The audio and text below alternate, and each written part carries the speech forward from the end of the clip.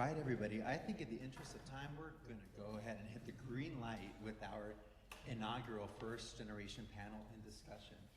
Thank you so much for joining us today. And quick introduction, my name is JP Santillan. I'm currently the Student Life Supervisor here at West Campus, and I've been with the Pima family for over 20 years. And I am also a proud first generation college graduate. And you can read more about me in the brochure that you should have gotten. Did everyone get a brochure? If not, we will see if we can hand some over to you. So I'll spare you my own bio because you can read about me in here.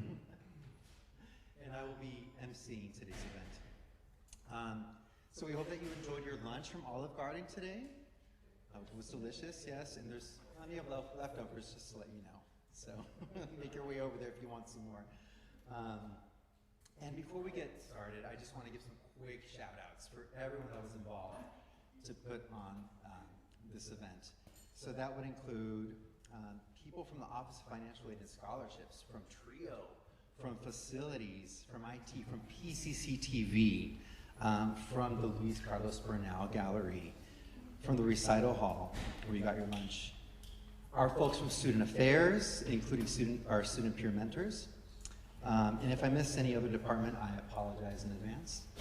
And a special shout out to our Dean of Student Affairs, Jen Madrid, who works diligently to move the needle forward for first generation college students and programming for such here at the college. And lastly, to my Student Life Coordinator, Danielle Cheney, for being at the helm of making this event possible, putting your best to ensure that it's a great quality event for everybody.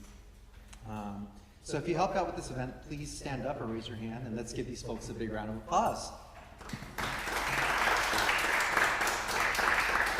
Fantastic. And also, really quick housekeeping item, if you haven't signed in yet, or signed the guest book that is, please do so on your way out, right in the podium here in the middle where the flowers are. It'd be wonderful to have evidence that you had come to the gallery for this wonderful event.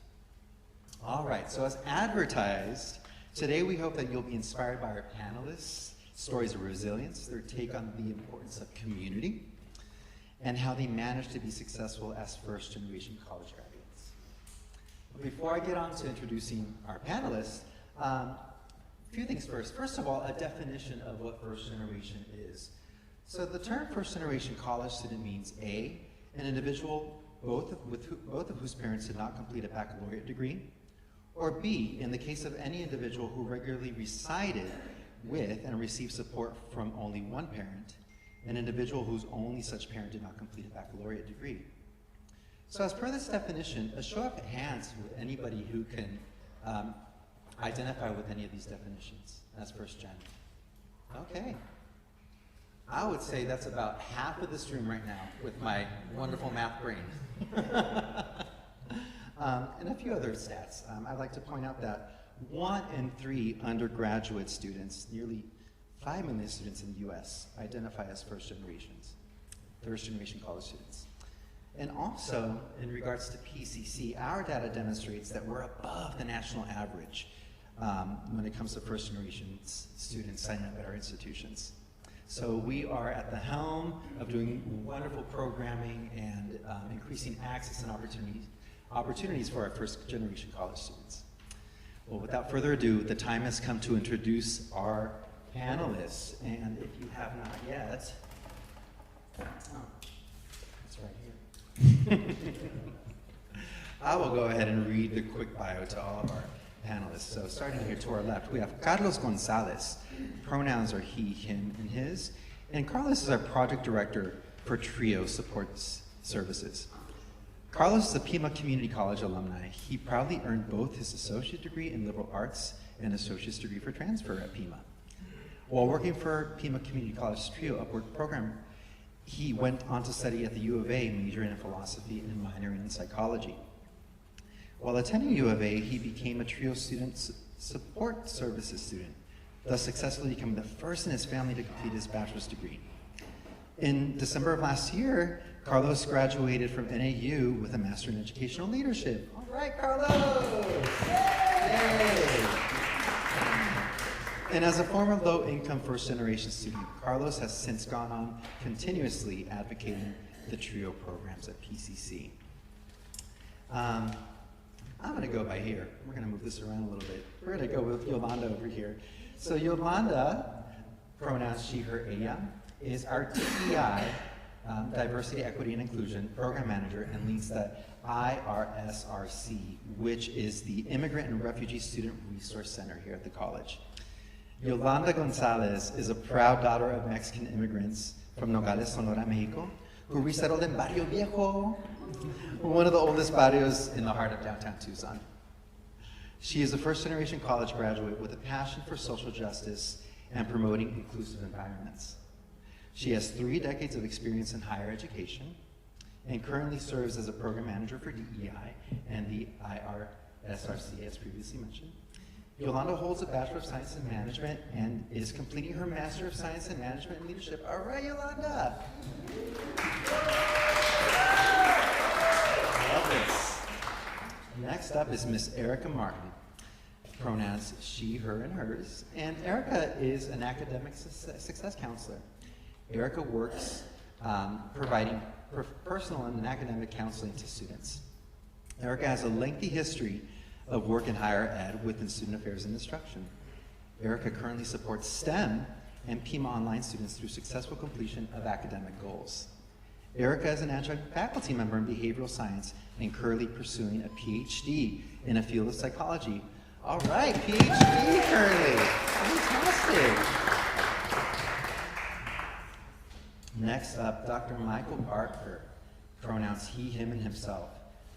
Dr. Michael Parker is Vice Provost of Academic Affairs and Student Learning, what it's called now. Born and raised in Tucson, Michael is a proud graduate of Pueblo High School and the first in his family to earn a college degree. Early in life, Michael developed a love of learning and felt that school was where he belonged. More than anything else, the love of learning has shaped the course of his life and led him to where he is today. He's committed to working to ensure that others have the same opportunities as he did to follow their educational aspirations. Thank you, Michael. All right, and lastly, we have Greg Wilson, Dean of Applied Technology. So Greg served as Pima College's, or he's been at Pima since 2001 as Dean of Applied Technology since 2014, actually. He leads several of Pima's exciting technical programs, including automation, robotics, automotive, aviation, building and construction, computer-aided design, machining, and welding. Greg serves on the board of directors for JobPath and the board of directors for Southern Arizona Construction Career Days. Prior to joining Pima, Greg developed industry training curricula with NCCER in Florida. He graduated from the University of Virginia and earned his master's degree from Duke University. Round of applause for our panelists and Greg. Fantastic. Wonderful. And if you'd like to read about me, you may. I'm not going to talk about myself, though. All right. So next up, I guess we are going to get into our pre-prepared questions, which I have here underneath everything else. Here we go. So let's start. Let's see how we do this. Let's flow. So this question is on background. So tell us a little bit about yourself and how did you decide on your career path? And what advice would you have for students who are trying to decide their own path? So anybody who would like to address that question first, please pick up the mic.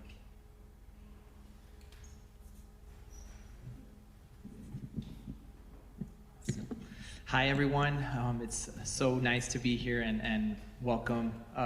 So to answer the first question is a little bit about myself. So I was a former federal work study student here at Pima Community College's West Campus. So I did not know that there was a pathway that could take me to college. All I know is that my mom worked at Kmart standing all day, and she would always talk about not being in her shoes and to get a good education. So it was my mom that really endorsed making sure that we had college education. And so with that being said, I didn't come to Pima because I wanted to get a degree, which is an interesting story for myself. I came to college because I wanted to learn more about the world and what the world had to offer. And so the advice that I would give any students is that you're finding yourself here in college. You're not necessarily, sometimes you might not know what you want to become, or sometimes you might have a direction as to what you would like to do. I wanted to be a musician. I wanted to be a rock star, and JP can probably echo that. But sometimes life has different pathways for you, and you never know. I came to college to become a better writer, so I could write more songs about the world, things that I didn't know. I'm from Nogales, Arizona, a small town. We don't have a lot going on there. There's not much to talk about. Our education system, unfortunately, isn't the best. But once you come into college, you really get to find yourself, and you get to find that you're a piece of a bigger puzzle, which is the world.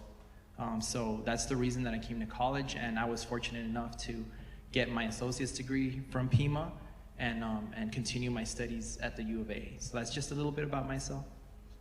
Thank you, Carlos, and I hope you're still writing songs. Don't ever let the creativity stop. Would anybody else like to share a little bit about their background and what advice you would have for students who are trying to decide their own path? Okay, I'll go. So thank you for having me, first of all, and I really appreciate this time. And you've heard a little bit about my background. So I'm Erica. And so I decided on a career path. In a sense, I was attracted to the social world, social systems, and mainly I think it was because of my personal experience growing up in a particular class, my race, and so those things were very prevalent in my identity. And I just had an interest in that, and I thought that that I would also want to help other people, so I was attracted to the helping professions early on. So my senior year, when I was obtaining my bachelor's degree, I was part of an internship, my senior internship at Casa de los Niños, and that's where I had the initial opportunity to see what working in the helping professions was like. Helping professions is when you're providing that direct outreach to people, helping them with their social, emotional, physical well-being, and so I was attracted to that, and so that helped me decide my path, that internship. And I've been working in a helping profession since, now at Pima as a counselor. And so what I would tell students, what I would tell students is try new things, get engaged with life on campus. When you do that, one thing you're doing is you're learning more about yourself. You're picking up skills that you didn't have before. So if you're part of a club, you're doing something in leadership, you're gaining skills, knowledge, and abilities that you didn't have. So I would say try new things, don't shrink back, move forward, and you'll benefit from that. And I have to also talk about our career resources we have at the college. So if you're undecided in a career path or looking to solidify that, you can take advantage of our career counselor and career resources that we have here in the student services. Thank you, Erica. Great advice. Greg? I was just going to share one word of advice or give you an example of how not to do college, or at least falling into a career. I was 9 or 10 when Raiders of the Lost Ark came out, and I was floored by it. I thought that was really cool. So my career goal was to become Indiana Jones. I was going to become a professor, archaeology, religion, something like that, and then go on adventures during the summer. By the time I graduated from high school, I think The Last Crusade came out, and I was still on that path of, okay, I'm going to go to undergrad. And of course, as I went through undergrad, I realized that's totally not what it is. And then I continued with my master's, talked to some PhD students, and realized, okay, that's a totally different career path. But as Erica mentioned, right, there are so many resources. I just kind of fell into it and didn't really do the study or research in terms of what I thought it was going to be. But really, there's no excuse not to do that today, because there's so much available to help you figure out if the career path or the idea that you had in your head is totally foolish, or no, I can really do this. So that would be my advice. Don't do what I did. Thank you, Greg. So for me, I have to really thank my parents because they were the ones that inspired us and really wanted to see their kids, attain an educational degree or, study for something. But my father, when he had been in the union for many years and he had retired, he decided he was going to go and take work at the college because he found out that there was a tuition waiver program.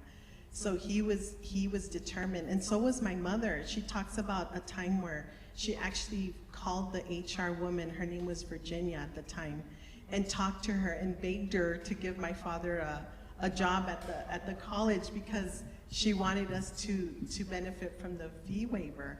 So my father did. He was a custodian at Pima downtown for over 20 years, and he took great pride in his work because he felt he contributed to the students and staff by providing a clean environment. So it was just very humbling because he, although he was a custodian, it didn't matter. He was there because he wanted us to be educated. So I started early on. He actually became really good friends with the bookstore manager there.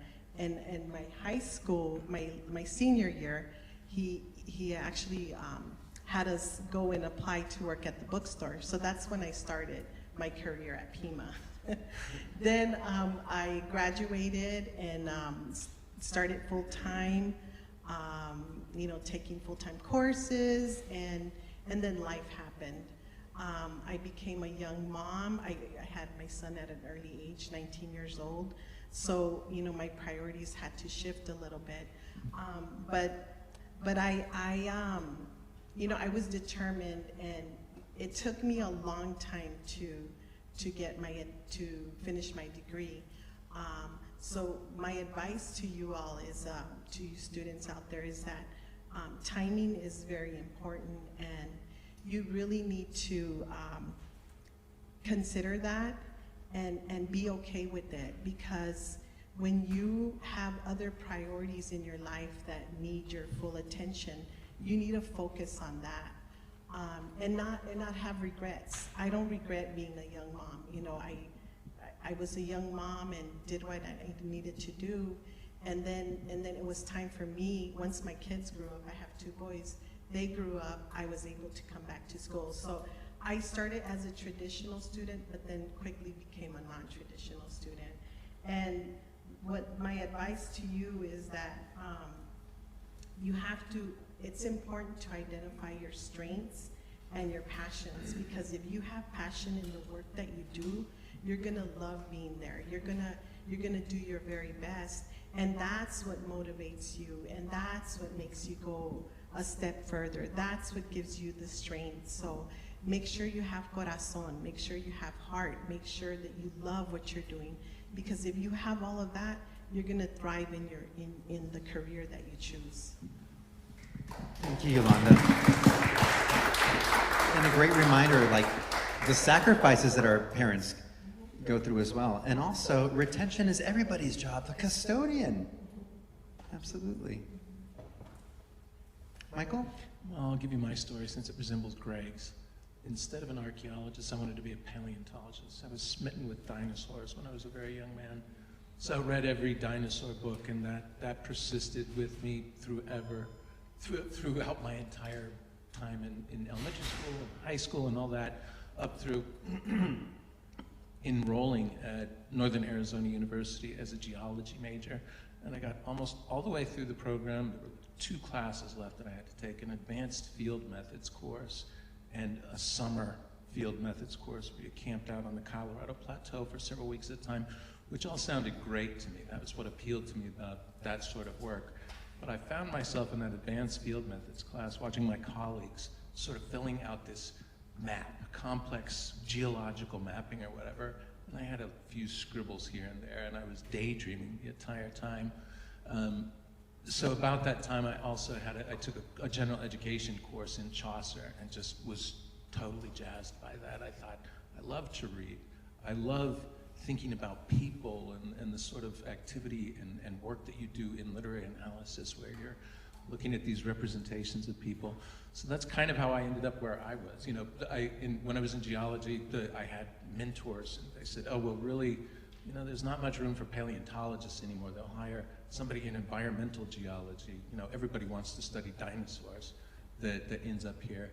So instead of that, you know, since the career prospects were dim there, I went to the much more prosperous field of literary criticism and got a master's degree and PhD in English and American literature, and then came to Pima Community College as writing faculty, and then just took advantage of every opportunity that I get. And I think I'm way different than what I thought. Somebody who's kind of bookish and reading. I've been put in these positions where I keep talking in front of people like today, which seems totally foreign to me, but it's a good way to stretch what you do. So advice for students, avail yourself of every learning opportunity that you can. You know, the thing that kind of sparks your interest in one of those general education courses, you know, that's where I really found where I needed to be. So that was my journey. Thank you, Michael.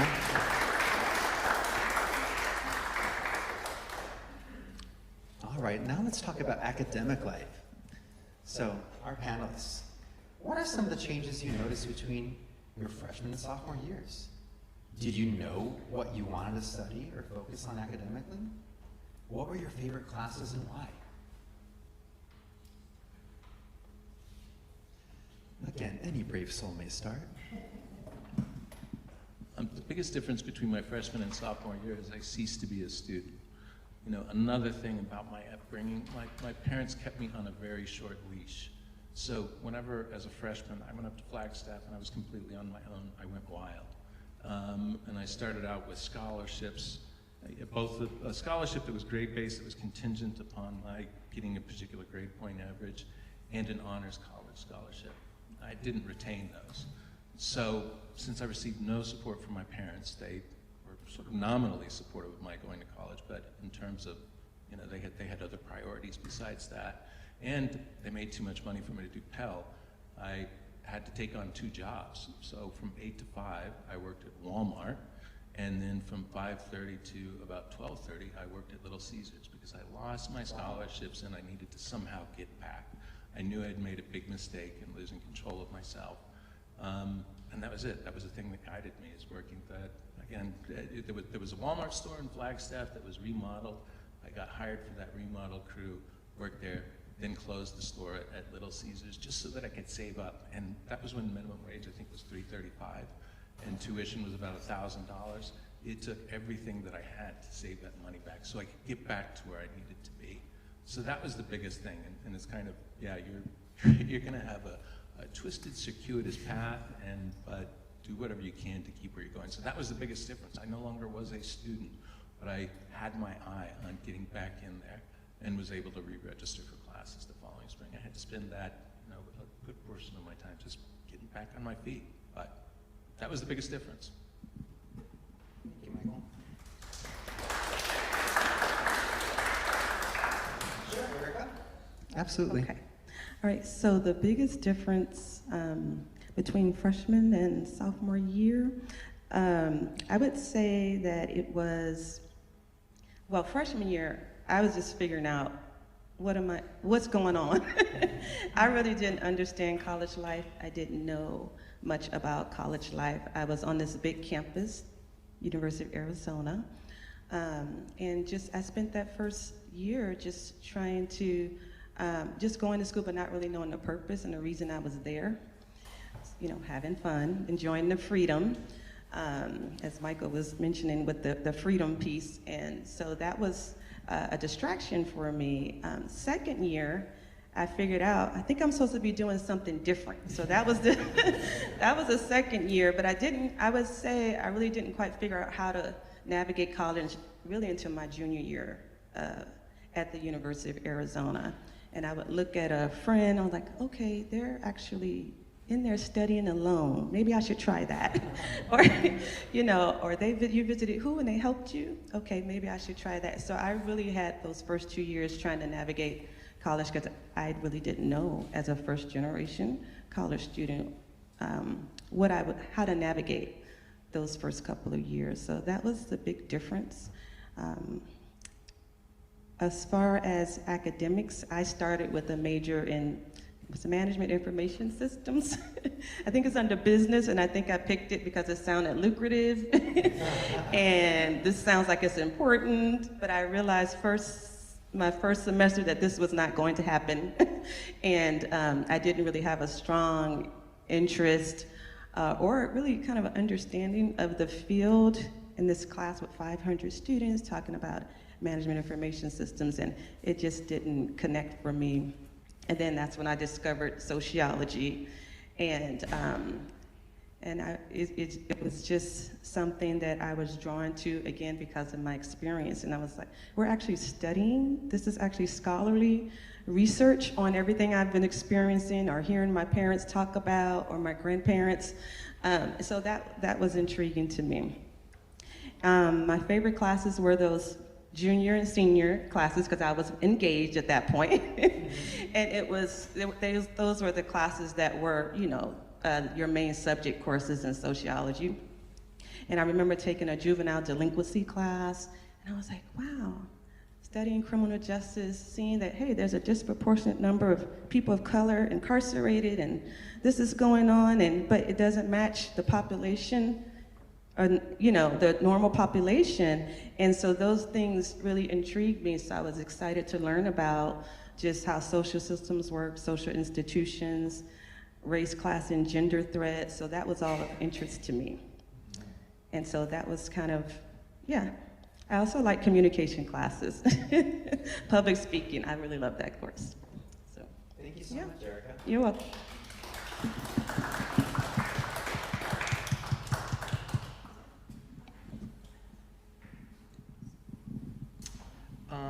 So, as I had mentioned before, I came to Pima Community College, and I was expecting it to be just like high school.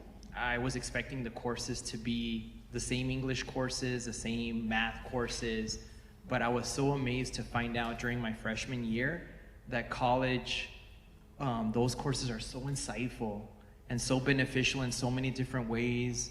They're not the regular courses that you take when you're in high school. And that was so different and so refreshing.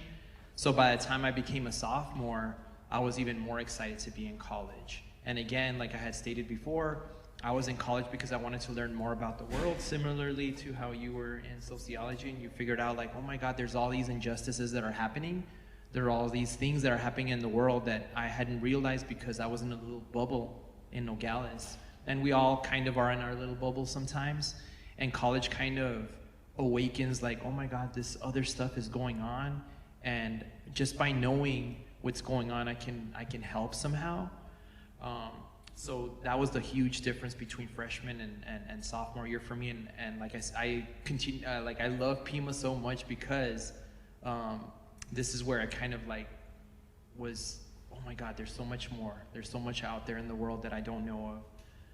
So my favorite classes were my psych classes, were my sociology classes, but also the writing classes, even the math classes. I had no idea until now I'm realizing that they help my critical thinking skills. Whereas before you don't realize, and it's really hard to explain that to a student, letting them know like, hey, they're not the same classes that you took in high school. They're gonna help you, they're a foundation for the other classes that you're gonna take. This is just a foundation for the next step in your career path, whether it's going to get your bachelor's or your master's or your doctorate. And the more solid your foundation is, the better it is for you as a person, as an individual. So my favorite classes were those, but it does take you going into the English, math courses to develop that foundation. And once you're there and you have a good foundation, there's no stopping. Thank you, Carlos.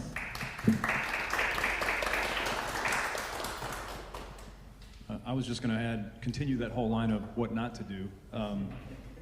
My parents didn't graduate from college, and so when I was going through the whole application process and all of that, I was really just kind of on my own. So I never set foot on the campus I went to until the day my parents dropped me off. So that's another thing on your list. Don't do it that way. Visit if you can. Do as much online research as you can. My favorite classes, this is another thing not to do. Again, thinking I was going to be Indiana Jones, I signed up for Hebrew and Greek my very first semester. And when I finally made it to an advisor, she was like, who let you do this? That you should never start like this. But I loved the classes and took Hebrew all the way through. My Hebrew professor actually recommended what I should do for grad school. So that was a kind of a life-changing thing, but again, it happened by accident. The one thing I would recommend also regarding work, my high school was pretty big. I had 1,000 in my graduating class. We didn't even have 9th grade, and we had 3,000 students. So that transition first year was not that difficult. I mean, it was a big school. But getting to know people in that kind of environment sometimes can be hard. And so at UVA, there was a big Stacks, musty, dusty kind of library, but that was Alderman. But then the fun library was Clemens. And so my work study job was working the front desk and just got to know a lot of people and built up relationships. So don't be shy would be one of the things. Like, I know it's difficult sometimes getting to know people, but one of the regrets I have from undergrad was, you know how sometimes, and I'm kind of speaking to the choir because you're all in the audience, but those times you see those flyers for those little events, and it's like, when I'm my age now, I think about all of the different sessions that I missed where I could have learned something at 18, 19 that I just, missed out on. So I would say do more of that stuff. Thank you. And shout out to work study, Carlos work study, Greg Wilson. I'm a work study student too. And so am I. There we go. So for me, it's hard to pinpoint the time frame because I think that my educational journey took way longer than most students because of my priorities at the time. And then I started working as a full-time employee at the college. So that kind of, guided me in really working in the position. But by the time I was doing sophomore classes, I felt I was more mature and had a lot more confidence because I had already built a lot of relationships with my faculty, the professors, and with other colleagues. So I had that support and that backing of them, like they were my cheerleaders. They helped me through this whole process. So I feel like my journey's a little different, but that's okay. Everyone has a different journey, and it's just it's how you feel about it. And if you're okay with it, then you just need to move forward.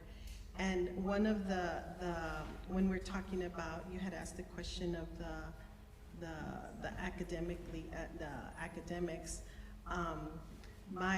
When I started, I really wanted to pursue the paralegal program because I loved immigration law, and I've always wanted to do that. But then I started taking like the general education classes, and then I got more involved with like the sociology classes, and that really it really inspired me to pursue the sociology degree. And like you were mentioning about how you need to be involved and you need to really take advantage of those opportunities. Do that because you never know who you're gonna meet, or who that person's gonna know someone that knows someone that can really like help you, mentor you, or just guide you in the right path. So, those are things that you really have to pay attention to and really take advantage of. Thank you, Yolanda.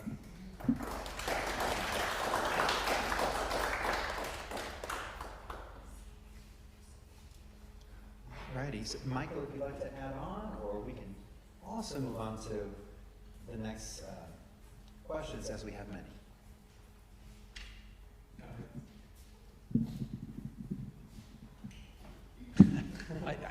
I think I've answered this question. So Yeah, I'd like to answer the please question. proceed. So that's 3, 4, and 5. Say that again, Yeah, so I'll JP. just repeat the question. So, for academic life, what are some of the changes you notice? Oh, you already did that one. Yeah, I was working at a job. I'm sorry, we already did 5 of them. Let's move on to social life and connections. How's that? Sorry about that. Lost track of time. So we'll go ahead and move on to social life and connections. What extracurricular activities did you participate in and why? And how did your involvement in these activities help you in your post-college paths? Was it easy to meet and connect with others? How did campus life shape your career path?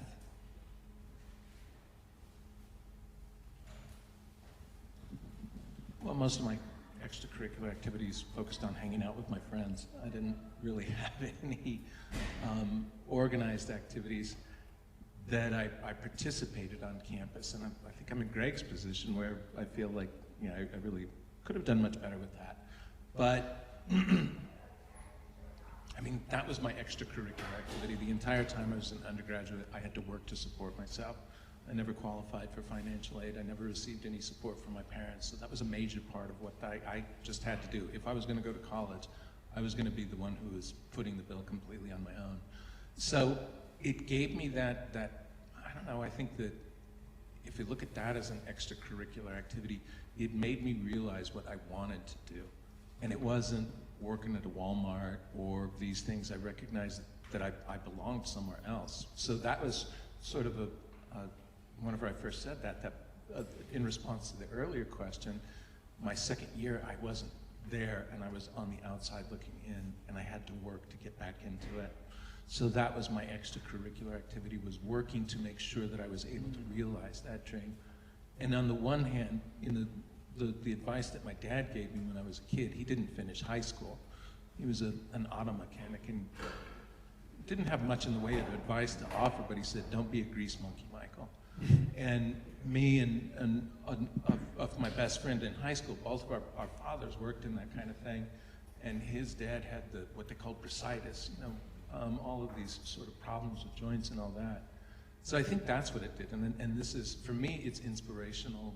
You know, it doesn't sound like it. I can't say, oh, I was in Phi Theta Kappa, and that really got me involved. No, I was in Walmart. And I just did that as a way to earn my keep and get where I needed to go. And even, you know, in between, after I graduated, and I was in between master's degree, I worked for a landscaping company. It was picking up used needles in parking lots and all that kind of thing. So I've had a string of jobs like that said, this is not what I want to do. And there's no shame in doing it, obviously, but I always felt like I needed to get back where I felt like I most belonged. So that was my extracurricular activity. And just hanging out with friends. You know, we had fun. It wasn't depressing. So that I was able to make connections with the people I worked with and had a lot of fun in that way. So thank you, Michael.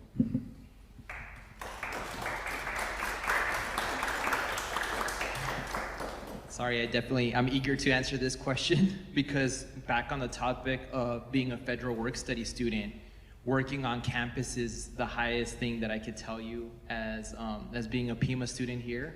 If you can get a job on campus, even once you go to the university, it's an amazing experience. I was very much an introvert when I first started my path in college, and so I kept to myself. But with advisors like Melania and Fatima and others encouraging you because you're working alongside with them, it's like you were saying, it's about the people that maybe they don't know, like they might know someone else that can help you. And so being involved on your campus in any way, and I guess, again, it's because we're first gen and low income students, some of us are low income students, that we need those jobs to make ends meet. So if you can get a job on campus, even if you can't be as involved, and that, like going back to what Greg was saying, I wish I could have been more involved in student life. I wish I could have been more involved in Phi Theta Kappa, things like that. But if you don't have at least time for that, try to get a job on campus. That makes a huge difference. I can't tell you enough about that. Thank you, Carlos. And on that, I'm warning you, if you end up getting a job on campus, you might end up working here too.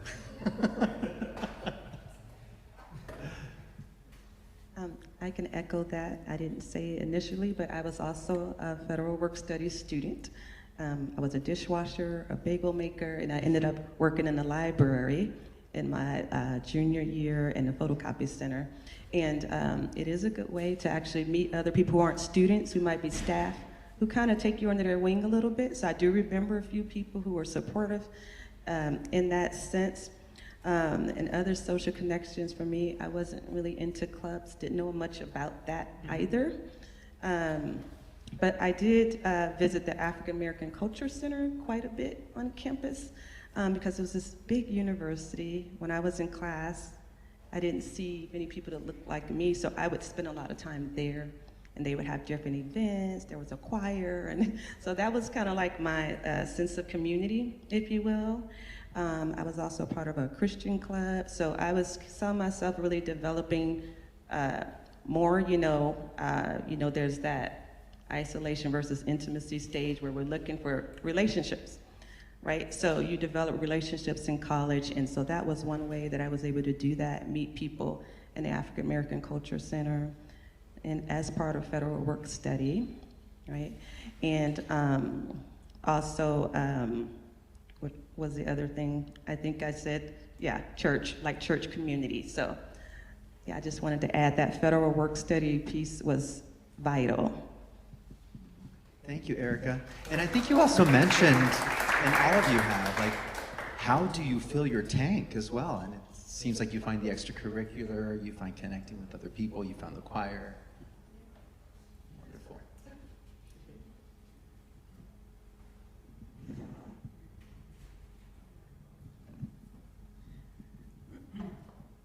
So I was an active member of MECHA, and that's the Movimiento Estudiantil Chicano Aztlán. And that year, I was recruited to be part of the program because, again, I made connection with one of our faculty members who's now retired. Her name is Rosalia Solorzano, and she was very active during that time in getting the club together, bringing students together to pretty much, promote Chicano unity and empowerment. And we did a lot of stuff. It was such an amazing experience because we connected to a lot of the community, to the community, and a lot of the other faculty members, like from the U of A, and so it was a really good partnership, and we got to meet a lot of professionals, like subject matter experts that were teaching, these classes. So that kind of felt really good to be in community with them. And then it was very valuable for me as a Chicana, finding my identity and really connecting with that community that helped me grow as a person and really get involved with a lot of my community stuff that was going on. We had stuff going on in the barrio that needed attention, needed representation. So all of those classes and those people really helped me to get involved with my community. So that was really important for me. And then that was while I was working full-time and doing part-time classes. So I took 1 or 2 classes every semester. And, of course, it took me a long time to finish my degree, but it was just an amazing experience, and it just provided me that sense of belonging and community. So really thinking about, like, how can you connect to people and find different clubs or different organizations that help you with that sense of community. That's really important because it helped me grow as a person and really provided me that guidance and leadership. So I'm really grateful for all of that. Gracias.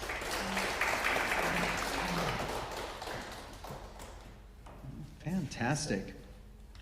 So we're going to go ahead and move on to some first-generation college experience questions. I'm going to break these up a little bit. So let's focus on just 3 right now.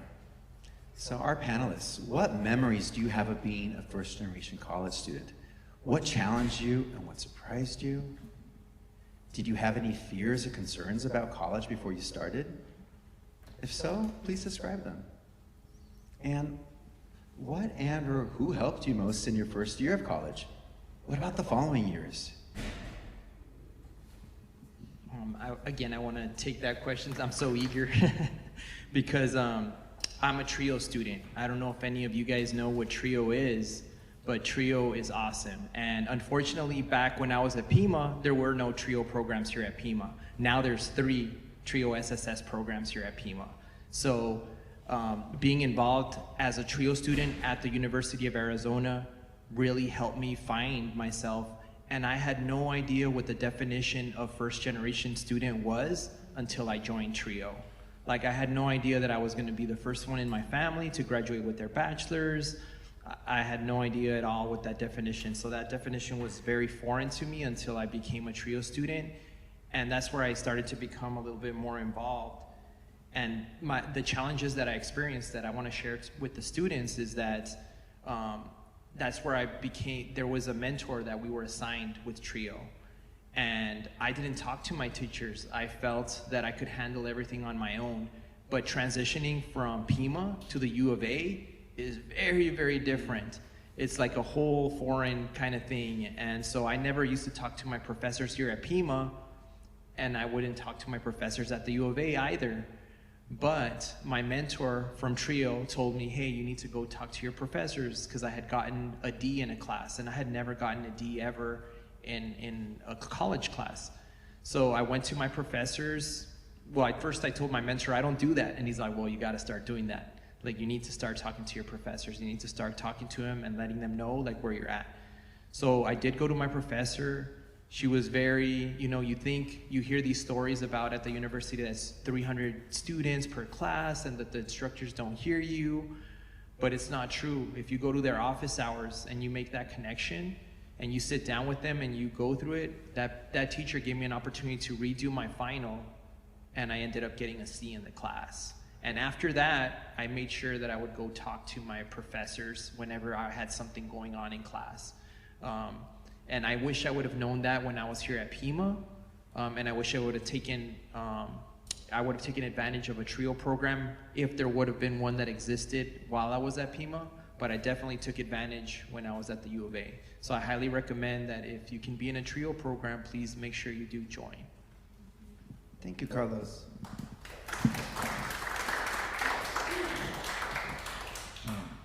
How many of you, it's the midpoint of the semester, right? How many of you have an assignment due either at the end of this week or next week? So I'm gonna give you more advice on what not to do. So I had 2 40-page papers due. I was going into the library on a Thursday. Remember, this is back in the day when my roommate and I shared a word processor, but if you were writing a paper, you basically went to the library with your floppy disks. So my thing is really talking about time management and really just planning your semester out. And not leaving 2 40-page papers to the last weekend. I think, one of the things I've gotten better at is just chipping away at things, whatever the assignment is or deadline is, and just trying to manage your time a little better, as opposed to procrastinating. Because when you chip away at it, you get your better thoughts out and you learn more from the material. So that was just one thing. That was one thing that challenged me my first year, was just having to do that level of work. By the way, I got an A on one and a C on the other one. You can tell which one I saved till the very end. Thanks, sir. So talk to your instructors and time management. Chip away when you can.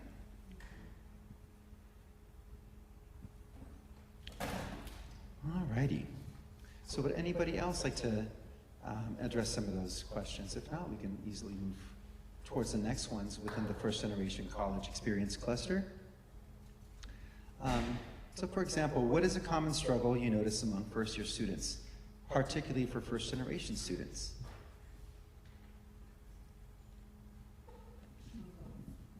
I think it's accessing resources and information.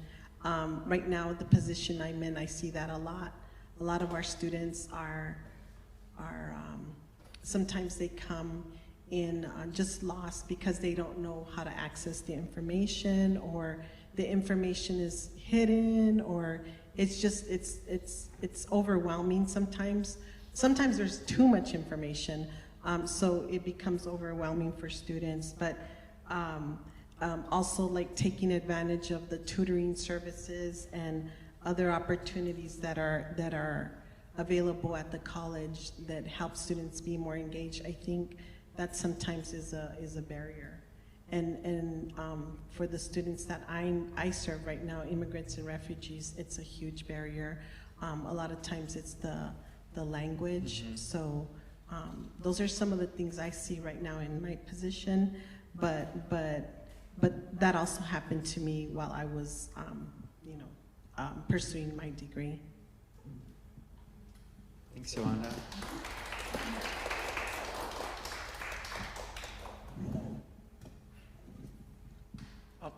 I'll answer these in a couple of ways. There's one right below that talks. Yeah, there's no right or wrong way to do it. So of course. There's one that talks right below that question about the strengths or qualities that first generation students bring. And I would say, and statistically, you're far less likely as a first. Your greatest predictor of whether you'll be in college is whether or not your parents were in college. So the fact that you're here and you're working suggests to me that you've got grit and determination. Whereas for other people, it's easy. It's just what you do. If you're a first generation student, and I didn't realize it till much later, I just loved learning, so I was excited to be at school. Instead of complaining about the price of books, I went ahead of the semester to see what books I was going to be able to read that semester. Excited about those kind of things. But it is a different culture that you may not understand, and I realized that, I think, much later, where particularly in graduate school, and it's an even stranger culture, graduate English programs, a totally different world separated from what I had experienced. And learned that I made all kinds of mistakes, that I had committed faux pas, I was getting this wrong, that wrong, or whatever. But nevertheless, the fact that you're here and you're a first generation student, you already demonstrated grit. And I think that's the greatest thing that you have to bring to those challenges. Any challenge that you face is the belief in yourself and your determination, and the fact that you're here despite odds stacked against you. I think that that's your greatest asset. And I feel like that's what it was for me too. Like, I so desperately wanted to get an education, and I was going to do whatever it took to get me there, regardless of whether I had support from my parents or from whomever. It was just something that I wanted. And I'm thankful for those experiences, because also as a first generation student, or maybe just a first semester student, I was undisciplined. You know, you look at other people who come from those backgrounds where their parents are on them all the time about this, that, or the other thing. Like, oh, you gotta study because you gotta get into a competitive preschool or something like that, you know. I mean, they're so acculturated to that, but I didn't know what I wanted to do, and I didn't know how to do it either. Just had to learn the hard way. So graduating from the School of Hard Knocks and getting that grit is one of your best assets, and should give you every bit of confidence that you need to go wherever you want to go. Awesome. Thank you, Michael.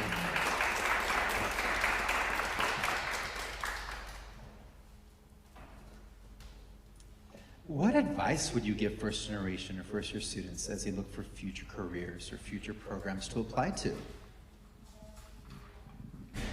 I would recommend be ready to pivot. I think if you asked any one of us, would we be working at a community college when we were 15? What's that? I certainly never planned on being a dean at a community college, but I love it. So that would be one thing. Always be ready to pivot, because especially in your generation, the way the world is changing as quickly as it is, your opportunities are going to be evolving all the time. But the other piece of advice I would add would be enjoy the ride. I know there are going to be days when you're like not sure of what you're doing. Am I making a mistake? Oh, life is terrible. But when you get to our age, you look back and it's like, those were good times, because it's like you make it, as Michael said, right? If you've got the grit, you don't want to miss the enjoyment of the journey, because it's going to make you who you are when you're sitting at a panel like this talking to future students. So have fun while you're doing it.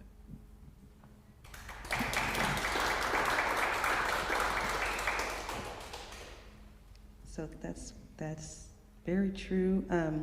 And I just wanted to say I realized a lot about myself, a lot of self-discovery as a first-generation student, because I was always learning as I went instead of knowing at that time. But I would say take the take advantage of the time you're in now. I told my friend I'd quote her, but she always says, bloom where you're planted. So if this is where I am now, how can I take advantage of this? What are the opportunities that are around me?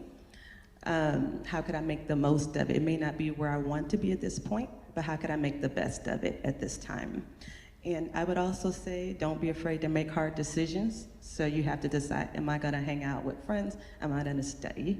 You know, those hard choices. I need to decide a program of study so that I can use my resources and time effectively. So I have to make a decision on that. So we have hard decisions and things we have to do in college, and those are life skills that we take with us, when we go into the workplace, with our families, and in the community.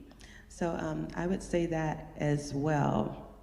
And one thing I also learned about myself is that I was smart and intelligent the whole time, but I just didn't realize it until much later. I knew that it had more to do with having skill sets, learning how to study, learning how to engage, learning how to learn from mistakes. And now I just know that. So just know that being a student is more than intellect. It's actually what they talked about, grit, right? And also growth, right? Having that growth mindset that kind of goes along with that. And so those are the words that I would leave you with, that you're smart, you're intelligent, you can do it, but you may need the resources. You may need to have a help-seeking behavior. Can you help me with this? Can you tell me where I need to go? And those are things you kind of learn along the way. So I just wanted to add that. Thank you, Erica. And along those lines, and for all of our panelists, actually, when you mentioned that you didn't know that you were so smart and all that, did you feel as if imposter syndrome could have been something about that? And if any of you would like to talk about imposter syndrome, that'd be wonderful. So it was very similar to what I had said before. Transitioning from high school to Pima was very different. But then transitioning from Pima to the university, that was even more different. It's a culture shock, like when you go to the university, sometimes you don't see people that look like us or that act the way we act. So it's very foreign, it's very different. So you feel like you don't belong, you really do feel that. But you do belong. You do belong there, and you're gonna be okay, you're gonna be fine. So don't worry about that. Thank you, Carlos. And I know Yolanda wanted to say something. I agree with everything that has been said, but I just have 2 words: research and network. Sage advice.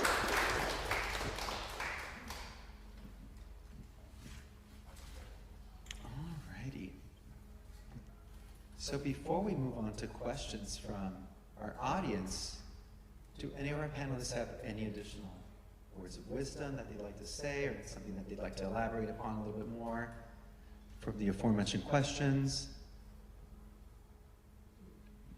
I just want to acknowledge someone in the audience here that this person has been very, very supportive, has been my cheerleader, has really helped me through my educational journey, and has really just taken the time to really mentor me, and that is Barbara El Guta. Thank you so much for everything that you've done. Thank you.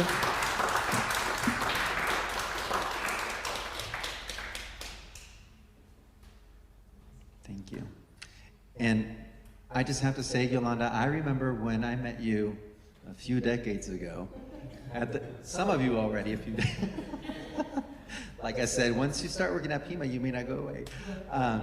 And I'm just so proud of you. I remember when we had discussions about, I'm still getting my associates, I gotta do my math. But I remember that dogged determination even back then. You're like, I'm still gonna get a master's. So here you are. Resilience.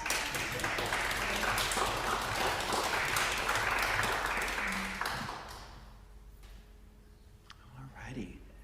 With that, I open it up to our audience. Do you have any questions? If so, I'll come up to you and you could pose them into the mic.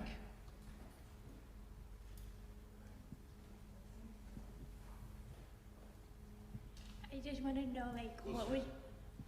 know, like, what was the most difficult semester through your college education? So what was your most difficult semester during your college education? The first one. For me, it was junior year, because that's when I transitioned from Pima to the university, and that was very different. Like I said, it was a whole different world, but you belong there. You definitely belong there. It's just, it's gonna feel weird, and you're gonna be like, oh my God, what did I get myself into? I don't belong here. But you're smart, you're capable, you're here right now, so. For me, it was the second semester. That was the semester I pledged my fraternity. If you've ever seen the old school movie by Spike Lee, School Days, it was crazy, but it was fun. It helped with the networking, so you can go from a semester with really, really bad grades and still end up making Dean's List at least once. But again, it's kind of weighing those opportunities and remembering why you're in school. Yeah, and I should add to that, because I only said the first one, but you know, there are ways, like they say, of kind of learning skills and learning how to create study plans and learning how to use resources to improve grades. But again, it was the first one because I came in not knowing a whole lot about college. Okay, so thank you, Alexandra.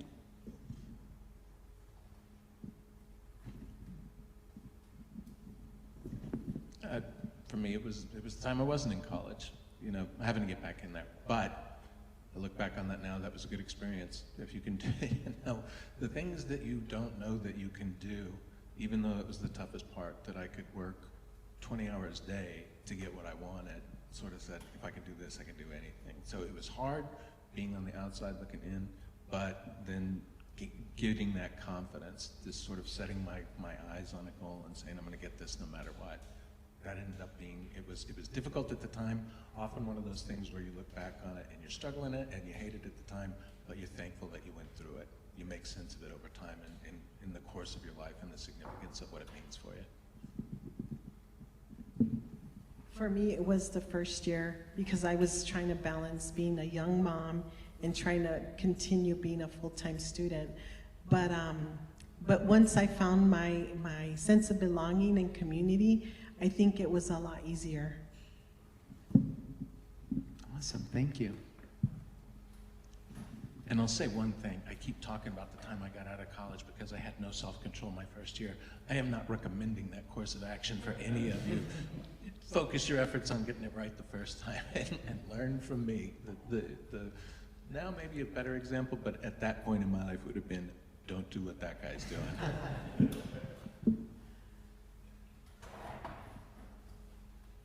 Any other questions or comments for our panelists? Pardon me.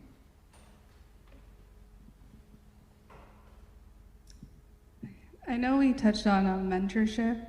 I was just wondering if you guys have like any resources or recommendations how to find a mentor or just resources on that, like advice on how to find one too. Do you have anyone in mind? Is there someone you see in your classes at Pima? And I'm kind of answering for how I did it.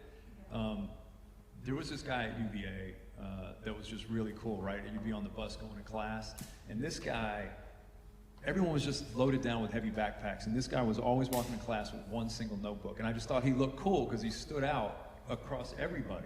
So I got to know the guy, and we ended up becoming fraternity brothers, but it was just his mentality. My recommendation is if you see someone who speaks to you because of how they behave or how they act, or you see how they're successful and want to learn, go up to them and ask or get to know them.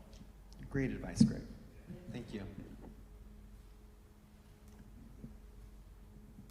I want to put JP on the spot because I know that student life has amazing student senators. If you're a student We have senator, one here. Yep. Esther. So if we can put a student senator on the spot for just a moment, because I know that you can seek out mentorship opportunities through them. So For regular students coming to us as student senators, I'm not that aware of how we can help in that way, but anyone can become a student senator, and when you become a student senator, you are given a mentor from Pima Community College, just a member of the faculty or the staff, who they become your mentor for the year. It is an entire academic year. We are currently trying to get ways to get students more involved without becoming student senators. So there's more of an easy way to kind of slide into the role rather than just like, oh, I guess I'm doing this now, which is what I did. I heard about the opportunity 2 days before the application window closed, and I was like, well, I guess I'm a student senator now, okay. So I believe I have some cards with me. I can give you one if you're interested. But yeah. And great question.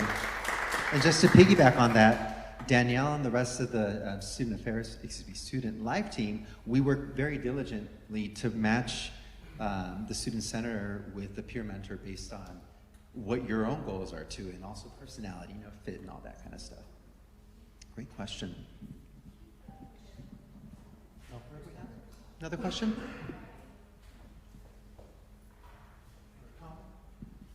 My question would be, did you guys ever feel the pressure from your parents and for graduating college? And did you ever feel like sometimes they didn't understand you and your journey through college?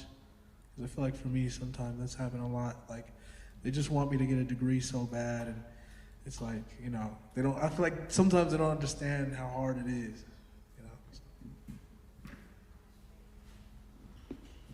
I think I felt that. I feel that sometimes because my dream has been to be an immigration lawyer, and I had told my mom that that's what I was going to do. So, and she's going to be 90 years old in January.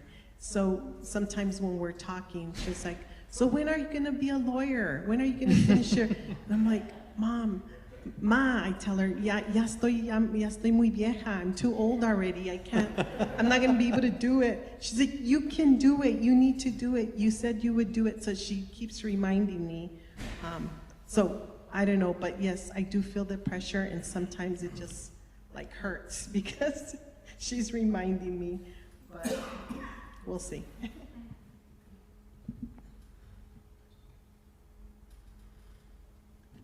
I can't speak on behalf of myself because I didn't feel the pressure you feel, but I do work with students that talk to me about the pressure that they have. And it's just about sitting down and communicating and letting them know. I don't know if you've done that already, and told them like, hey, there's a lot of pressure, let's talk about this because you have your own journey. Everyone in this room has their own journey. I know Yolanda has been very open. I'm also a non-traditional student. I did take breaks in between, like my time coming to Pima and then going to the U of A and then getting my master's degree. And everyone's journey is very different from the next person's. And so your parents shouldn't, I know it's easy for me to say, but we can't compare each other to another person. We each have our own journey, and we kind of have to sit down with our parents and let them know, like, hey, this is my journey, and this is just the way it is. I don't know how else to explain it or how.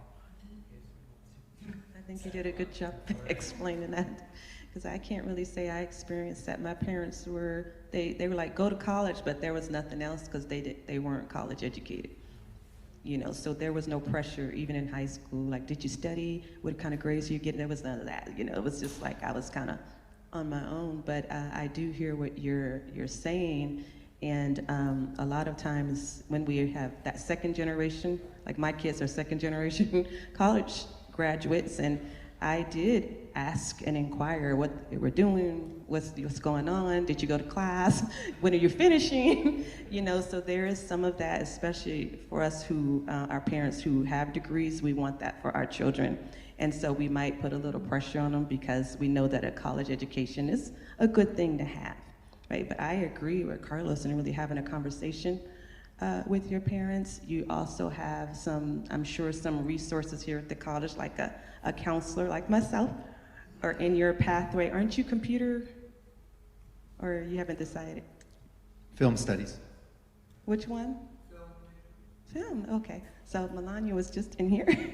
So you have counselors who can be like a source and kind of walk through with you some ways to communicate and to express yourself and to examine whatever you're feeling about that situation. Thanks, Erica. I would also add, Caleb, you need to tell your parents, I'm on the PIMA webpage. I'm doing great things. I'm putting on events. A whole article. President of the BSU. Yeah, much to be proud of.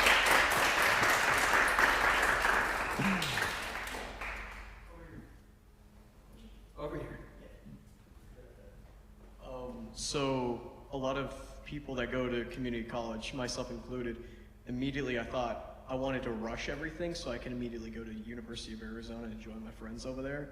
But would you recommend many students to like slow it down and not try to sprint through everything?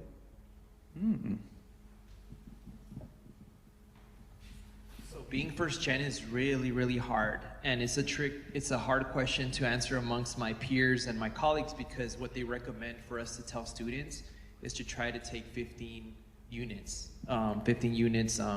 per semester, right? So although we want that for you, you know yourself better than anyone.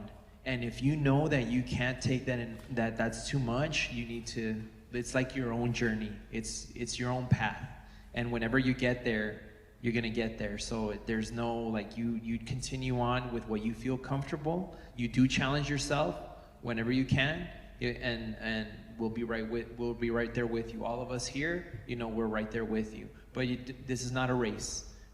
This is a dance, and you just gotta, dance through it. So that's a great analogy. It's not a race; it's a dance. Thank you, Carlos.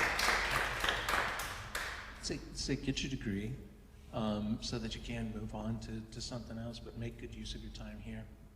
I mean, I've overseen honors as an honors coordinator, and some people have made great use of their time here, and they weren't rushing through. There's one student in particular who was just a superstar across the board and helped found a food pantry on campus. Won all these Jack Cook Kent scholarships, everything, and then went on to ever greater and greater successes each step of his way. So on the one hand, yeah, you might want to get over there with everybody in the university and say, oh, I gotta get done with this. I would say no. Make sure that you don't want to be here forever. Don't take 8 years to get your associate's degree, but make the best use of the time that you're here, because then you'll be setting yourself up for great success down the road. And I say that from the students that I have seen who have just done excellent things in their time here. Plus, you do really great things, and then you're eligible for all these Coca-Cola, All USA, All Arizona scholarships. So keep that in mind too. That puts you on a good footing, and then you're really well prepared to rock the university. Thank you.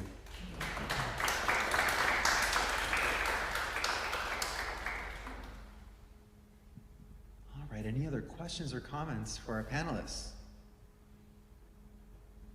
Going once. Oh, Dr. Gus. All right, thank you, panelists, for all that you've shared with us today. My one question is, if you had to pick one barrier, if you experienced one throughout your college career, what would it have been?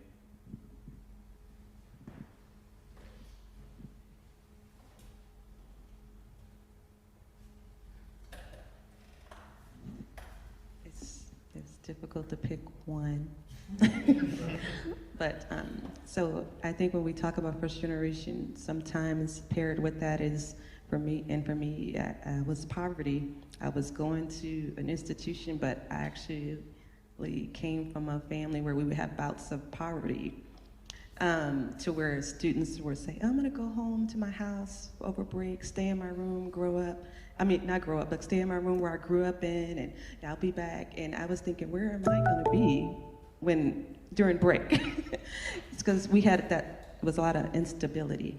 So for me, I would say navigating that piece, and which makes me even more thankful for like federal financial aid, because that was a kind of a saving grace for me during that time.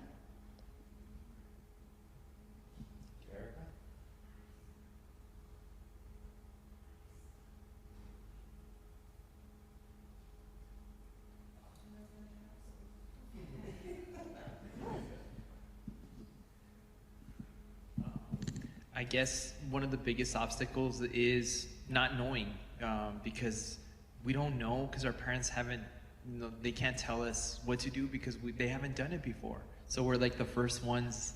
This is our first like path kind of thing. So the whole thing is kind of a barrier, like you were mentioning.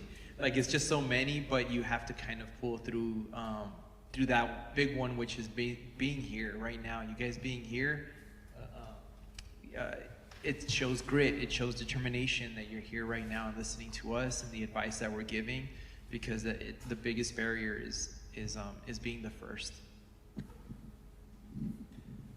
For me, I think the biggest barrier was trying to balance being a young mom and, still taking the courses that I had signed up to take. So just balancing that whole life of school and home life, and then also just having to work, because like Erica mentioned, we growing up, we all worked. We had to work to help provide, for our family. So it was all, we all, contributed financially in small ways, but finding the balance. So that was a big one for me. I'd say the biggest, or what set me back the most, is other people's disappointment. And I'm saying this more to the people who have interactions with students. Watch what you say. Always show that you believe in the students so that they can believe in themselves, because I would hear one word like that a couple of times that I can think back on, and it just set me back. It was devastating to have other people, despite, I'm up here telling you, I had to do it on my own, and I had to struggle my way through. That's the story I tell about myself. But then at other times, hearing other people's disappointment because I didn't live up to something was devastating. So again, I'm just saying that to you as people, if you deal with students, don't ever, always make sure that you're giving a positive message and reinforcing the idea that they belong and that they can do whatever they want to do. And if you're ever on the receiving end of that, I don't know what to tell you what to do with it, because I didn't. It was tough for me. And so, but you can do it. So regardless of other people's disappointment, you're capable. Thank you. It's kind of along the same lines of what Michael just said. How many of the students have younger siblings? And they're looking up to you because are you the oldest or the first? Yeah, I'm the oldest of 4 boys, and like I said, parents didn't finish school, and so knowing that my 3 younger brothers were trying to, hey, what is this whole college thing? And so sometimes being an example, and there can be that pressure because your parents don't understand, little brothers don't understand, so it's like a lot of, how do you answer this question, or how do you share the mistakes you've made? And so yeah, sometimes it's difficult being in that situation where you can't really relate to anyone else, or so growing your network at that as a first-year student, and just trying to have others you can get to know and have them be sounding boards. Sometimes that can help, but being kind of isolated like that can be rough.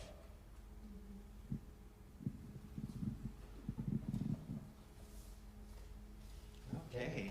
Any other comments or questions? All right. Suzanne. Thank you so much, panelists.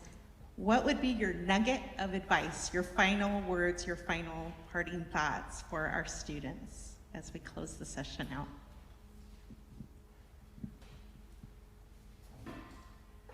Mine's easy. I already said it. Just really enjoy where you are right now.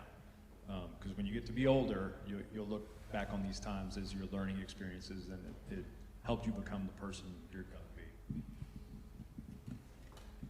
For me, it's échale ganas, which means, find that grit, go for it, do it.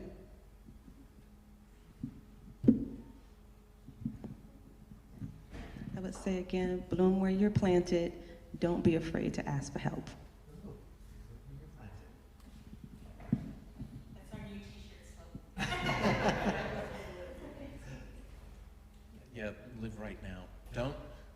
Whenever Greg says something like that, I say, oh, youth is wasted on young. I'm talking about myself. Don't let anybody say that about you.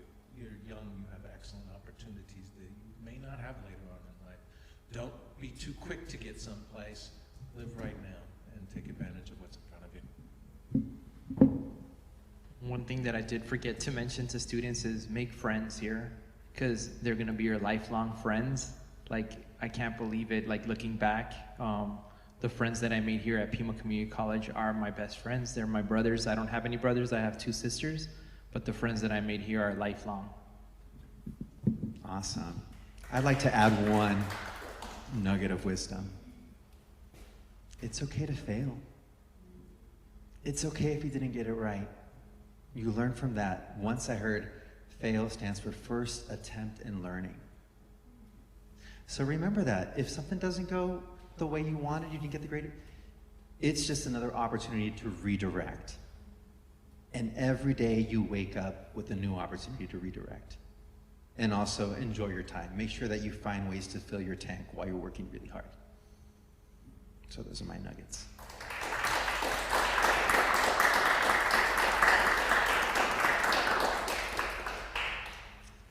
Alrighty, well, thank you so much to our panelists. Let's give a round of applause to Yolanda, Greg, Dr. Michael Parker, Erica, and Carlos for their time today.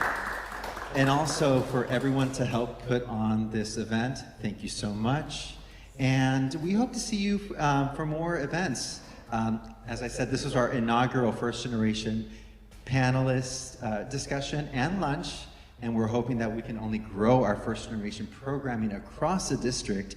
As a matter of fact, really excited to say that in November, there's actually a National First Generation Day that Pima will be partaking in. So how many of you have heard of Pima Engage? I want to see all your hands up. Okay, well, if you haven't, then you will now. Pima Engage is the platform that the college uses to promote all college events. It's right on the PCC webpage, or if you go on your MyPima, you cannot miss it. So stay tuned on Pima Engage for more announcements on more First Generation programming and also other great events that the college offers. I'm wondering if there's maybe some food left over. Does anybody know what the food situation? Okay. Food announcement. There is plenty of food left over. Please go back to the recital hall and take some home, please. I am begging you, or we have to figure out what to do with it. So you can take as much as you want.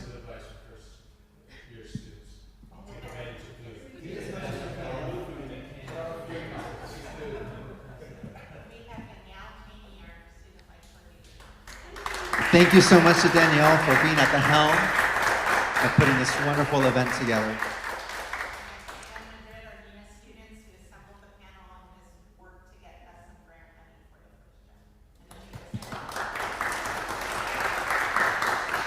Please stand up, Jen. Since you put me on the spot, I want to say something. For the students in the room, like JP said, we'll be celebrating National First Gen Day at November 8th at every campus. And so look out for that. And there's also a scholarship that will be opening up soon, and the deadline will be around November 20th, November 21st. So please apply for that scholarship. It's really just telling your story about being a first gen student and what that means to you. So it's a video, yeah, 2-minute video. Tell us your story, submit it, and we'll see if you get that scholarship opportunity. So look out for that. Okay, thank you. Fantastic. Thank you all so much. We hope that you learned a few things, got some great advice, and that you were inspired by these stories of resilience of our first generation college graduate panelists. Have a great day, everybody. Enjoy your week. Bye-bye. Thank you, panelists.